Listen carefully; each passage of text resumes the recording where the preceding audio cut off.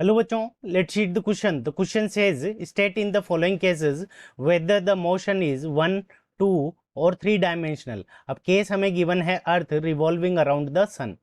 सो इस क्वेश्चन के अंदर हमें ये पूछा है कि अगर अर्थ सन के चारों तरफ अगर रिवॉल्व करे तो उस कंडीशन के अंदर जो अर्थ का जो मोशन होगा वो किस टाइप का होगा, 1 डायमेंशनल होगा या फिर 2 डायमेंशनल होगा या फिर 3 डायमेंशनल होगा। ठीक है बच्चों। सो इस क्वेश्चन को करने के लिए हमारा जो की कंसेप्ट होगा, तो सबसे पहले earth revolves earth revolve around around sun. Earth revolves around sun in a elliptical. ठीक है बच्चों। तो हमारी जो सन होती है, सॉरी अर्थ जो होती है वो सन के अराउंड क्या करती है, इलेप्टिकल ऑर्बिट के अंदर क्या करती है, रिवॉल्व करती है। Elliptical orbit. अब इलेप्टिकल ऑर्बिट का जो शेप होता है वो क्या होता है कि एक इलिप्स की तरह होता है। ठीक है बच्चों। तो एक इलिप्स की तरह इसका एक शेप होता है। जब इलिप्स की अगर तरह शेप होता है तो इलिप्स हमारा क्या है कि एक 2 डायमेंशनल फिगर है। ठीक है बच्चों। तो इलिप्स को हम क्या कहते हैं, 2D फिगर।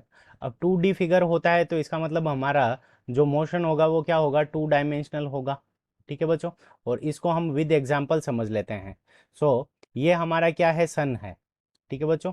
तो ये सन हो गया और ये हमारी क्या हो गई, अर्थ हो गई। अब जब अर्थ होगी तो ये अर्थ क्या करती है, सन के चारों तरफ रिवॉल्व करती है। तो किसी पोजीशन के ऊपर अर्थ यहाँ पर होगी, किसी पोजीशन के ऊपर अर्थ हमारी यहाँ पे होगी और किसी पोजीशन के ऊपर जो अर्थ होगी वो हमारी यहाँ पे होगी।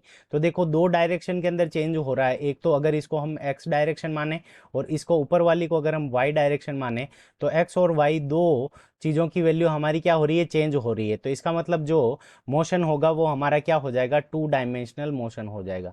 क्योंकि यहाँ पे 2 डायरेक्शन का चेंज हो रहा है और 2 डायरेक्शन का चेंज जब होता है तो इसको क्या कहते हैं, 2 डायमेंशनल मोशन। और ये एक प्लेन के अंदर मोशन हो रहा है।